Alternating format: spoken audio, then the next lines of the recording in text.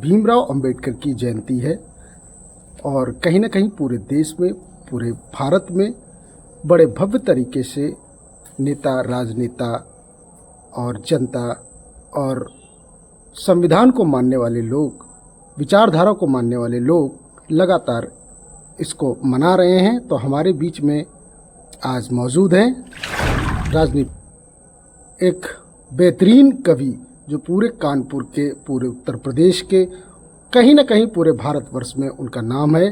तो बहुत बहुत स्वागत है बोलो इंडिया एक्सप्रेस के चैनल पर आदरणीय बलवीर सिंह आश्चर्य जी का। बहुत बहुत धन्यवाद आपका। सर, आज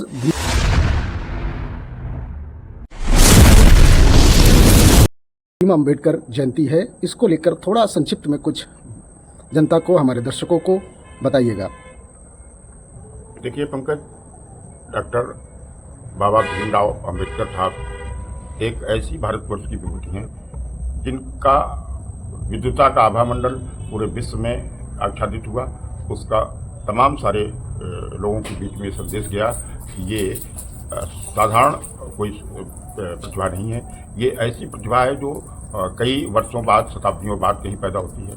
तो उन्होंने इस समाज में तमाम भेदभाव खुद सहन करते हुए भी उनकी चेतना ने उनको झकझोर करके एक ऐसे मार्ग पर प्रेरित कर दिया कि उन्होंने विद्वता के सारे मापदंड स्थापित कर दिए और भारतवर्ष के प्रथम सबसे विद्वान व्यक्ति की उनको ख्याति मिली और विश्व में भी उनकी प्रतिभा का लोहा माना गया।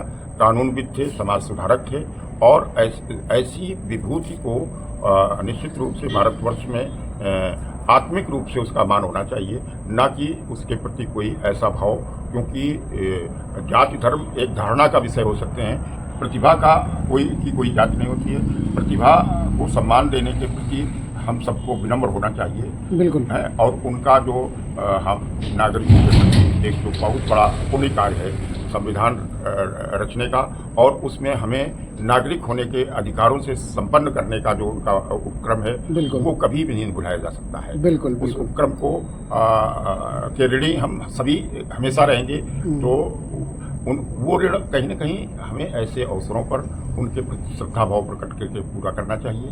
और जैसा कि मूर्तियों के प्रति एक विरोध भाव एक वर्ग विशेष में पैदा होता है, उस वर्ग को भगवान सद्बुद्धि प्रदान करे ताकि वो ये समझे कि अंबेडकर क्यों बने, अंबेडकर क्या थे, अंबेडकर की वजह से हम अपने अधिकारों में कहाँ स्थित हो रहे हैं, इस लोकतांत्रिक व्यवस्था में हमें क्या क्या उनके प्रयासों से प्राप्त हुआ है। हाँ, बिल्कुल बिल्कुल। और सर, कहा भी जाता है कि जैसे कि डॉक्टर भीमराव अंबेडकर के पास 32 डिग्रियां थीं और बहुत ही ऐसा व्यक्तित्व थे कि शायद उनका निरादर करने से सामने वाले को कुछ मिलना नहीं है, उससे कुछ ना कुछ सीखना ही मिलता है। मतलब सूर्य को थूकने जैसा है। हाँ, बिल्कुल सही कहा सर आपने।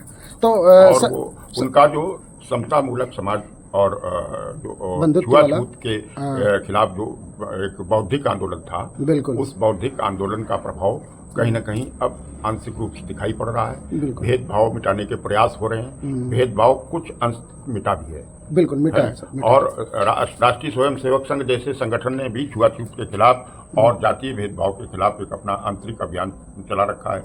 ऐसी सूचनाएं कई बार प्राप्त हुई हैं मीडिया के जरिए। इसी जगह एक हम चाहेंगे कि आज अंबेडकर जयंती है और इस जयंती पे महापुरुषों को लेकर कुछ एक अपनी तरफ से एक कवि के रूप में कुछ एक 2-4 लाइनें दर्शकों को सुना देते। देखिए, एक हमारी राष्ट्र के प्रति भक्ति भावना की एक रचना है, वो रचना हम आपके सामने रखिए सर। आज के इस अवसर पर दर्शकों तक पहुंचा रहे हैं जी। कि वो बोला, मैंने सदैव ध्वजावाहक की भूमिका निभाई है, हम नौजवान हैं, मौत तो हमारी लुगाई है। वो बोला, मैंने सदैव ध्वजावाहक की भूमिका निभाई है, हम नौजवान हैं, मौत तो हमारी लुगाई है। वो जब चाहे हमें अपने आगोश में सुला सकती है।